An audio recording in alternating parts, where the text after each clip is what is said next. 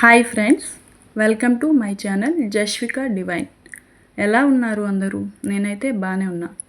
నేను ఈ వీడియోలో ఏం చెప్దామనుకుంటున్నా అంటే మా ఇంట్లో సంక్రాంతి ఎలా జరుపుకుంటామని. విలేజెస్లో సంక్రాంతి అంటే పితృదేవతల పండగ అని అర్థం. పితృదేవతలు అంటే మన పూర్వీకులు, చనిపోయిన వాళ్ళు. సంక్రాంతి రోజు పుణ్యకాలం అని ఒక పర్టికులర్ టైం ఉంటుంది. ఆ టైంలో మన పితృదేవతలను ఇంట్లోకి ఆహ్వానించి వాళ్ళకి కొత్త బట్టలు పెట్టి భోజీలు ఇస్తారు. ఇంకా వాళ్ళ పేరు మీద పంతులు గారికి దానాలు కూడా ఇస్తూ ఉంటారు.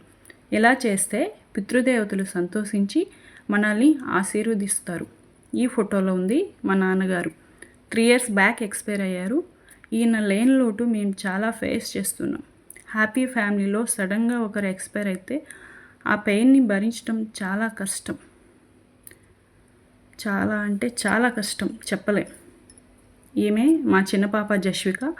ఈమె బార్సాల్ ఫంక్షన్ నైట్కే మా నాన్నగారికి సడన్గా హార్ట్ స్ట్రోక్ వచ్చింది. సారీ ఫ్రెండ్స్, టాపిక్ డైవర్ట్ అవుతుంది. ఈమె మా పెద్ద పాప ఫ్రెండ్స్. ఇంకా సంక్రాంతి రోజు ఫ్యామిలీలో పేరెంటాలను కూడా ఆహ్వానిస్తారు. పేరెంటాలు అంటే మన ఫ్యామిలీలో చనిపోయిన ముత్తైదువులు. దీనికోసం వీధిలో ఉన్న ముత్తైదువులను పిలిచి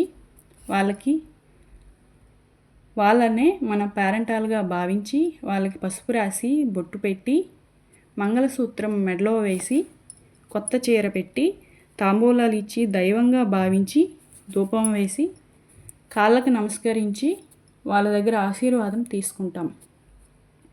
ఇదంతా అయ్యాక పెద్దలకు పెట్టిన విస్తరి భోజనాలను ప్రసాదంగా భావించి అందరం కలిసి తింటాం.